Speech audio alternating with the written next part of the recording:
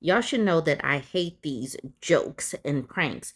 Many times, these men are doing these jokes and pranks as a way to bully or harm women and then just put a laugh track over it. In this case, a trigger warning, he was actually physically abusing this woman. So, this was an old post 7 months ago. I'm doing this today because there's an actual update. She says, how do I get my boyfriend to finally stop hurting me as a joke or an act of love? So she's 23, he's 28. She says, we have been together for over 3 years now. I don't even know where to start. My boyfriend keeps physically hurting me, and I feel so tired and confused. I've asked him over and over again to stop, but he doesn't. He doesn't take me seriously. He slaps me on the head when I make a mistake. He bites me so hard that I have bruises all over my neck, shoulders, and back. He hits my back and legs so hard it's sore for hours. He twists my arms painfully. He squeezes and twists my fingers. Right now, one of my fingers can barely bend, and he knows I need my hands for work tomorrow. Sometimes he even does this when I'm cooking with hot oil or using a knife, like pinching my upper arm when I'm holding something sharp. If you don't know, that spot hurts like hell when being pinched, and your reflexes will kick in to fold the hand. So, yeah, dangerous. I've cried from the pain so many times and told him to stop. He knows it hurts me, and he still does it. When I cry when he hurts me too much, he apologizes in this victim way, like, sorry, bro, I won't do anything anymore. I'll just keep to myself. I will just mind my own business. But if I don't act happy and forgive him right away, he gets angry and yells that I'm making a big deal out of nothing, that he already apologized and that I'm pushing it too far. He acts like he's the victim of my drama. He calls all of this teasing and jokes, but it's not a joke. I'm covered in bruises, sore, and exhausted. I feel like no matter how many times I ask him to stop, he doesn't listen. He gets cocky, acts like I'm the problem, and I'm so tired. I don't know what to do anymore. I don't want to live like this. He says that the bites is how he shows love, but I have so many huge bruises all over me and it's so sore. Lifting heavy stuff at work is so much harder for me. Obviously, people in the comments were saying red flag, alarm, this is abuse, get away from this person because that is how I read it. This is terrible, is definitely dangerous. He's harming her physically. You see, the very first comment, he's abusing you. Break up with him. The Wild at Heart says, yes, he's very abusive, and this won't stop. It will only get worse. He's not changing his behavior because he doesn't want to and enjoys hurting you. Live Astronaut says this is true. He enjoys inflicting pain on you. Leave. I'm not one of those Redditors who says that with every difficult relationship, but he is a sadistic a-hole and he will increase the abuse as long as you let him. Pack up and leave as soon as possible. Tonight would be a good time. Distribution 1 says, tonight isn't soon enough. This deleted account says, this is literally the only correct answer. See Anything says, is this even real? Is it? And the OP says, seeing so many people finding my situation hard to believe makes me feel so ashamed that I didn't realize how bad it is myself. I'm grateful to see all of this. It's very eye-opening. I haven't lived a normal life, so my view is very warped. Having an external opinion really helped. This is the reason why it's important to talk about things because we do not know a person's childhood, what they saw as a relationship baseline. We don't know what their parents did. We don't know if there was abuse in their family home, if there was chaos, if there was neglect.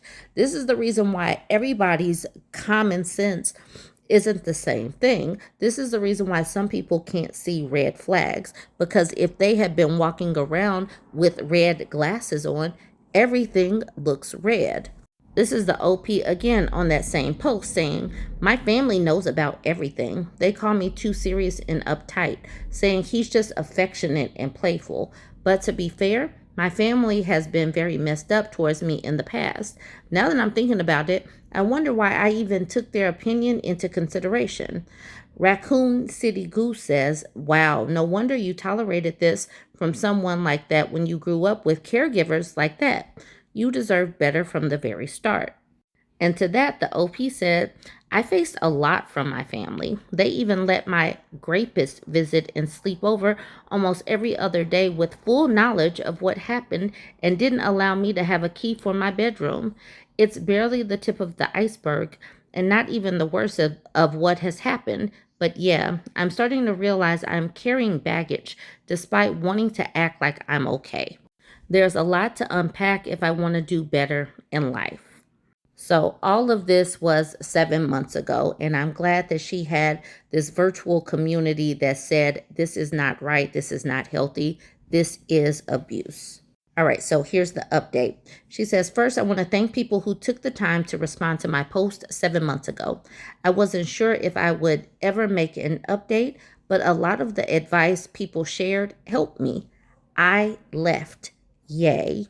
She says, it took me months of planning, saving money, and figuring out how to safely leave. Starting over has been difficult, but I'm out now and I'm trying to rebuild my life one step at a time. Everything still feels very recent, and I know I still have a lot to process. I'm hoping to start therapy when I'm able to. Looking back now, I can see a lot of warning signs that I ignored at the time. There's also something I wasn't honest about in my original post. I changed some identifying details because I was afraid of being recognized, including my age. I was actually a minor when I met my ex-boyfriend, which has been difficult for me to fully process now that I'm out of the relationship. Things became worse once he realized I was pulling away. Arguments about nothing became more frequent. He started accusing me of cheating, going through my phone, and trying to monitor who I talked to and where I went. Eventually, during one argument, he slapped me across the face. After that happened, I left the next morning while he was at work.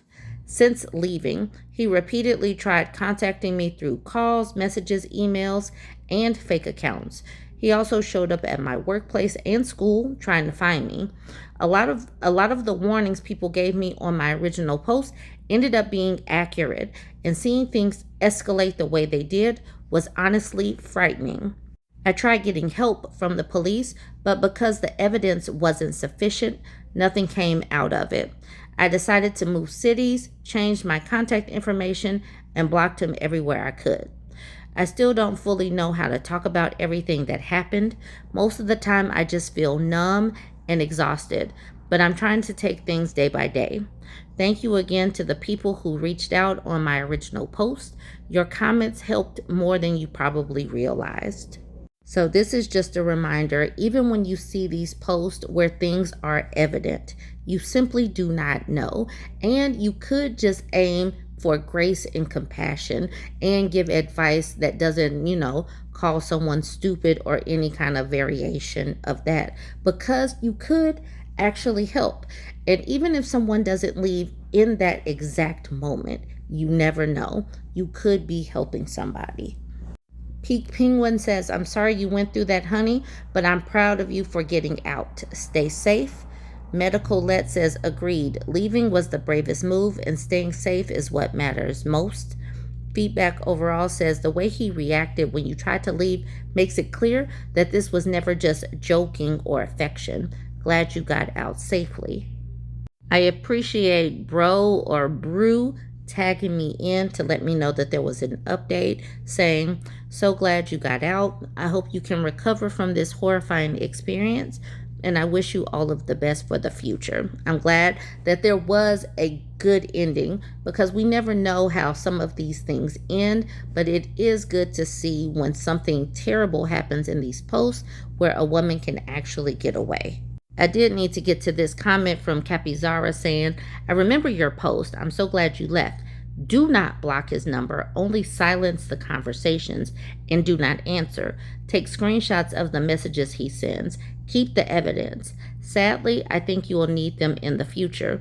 And obviously she's saying this because there was insufficient evidence before. So next time, make sure that there is evidence, and so don't block. Just ignore them.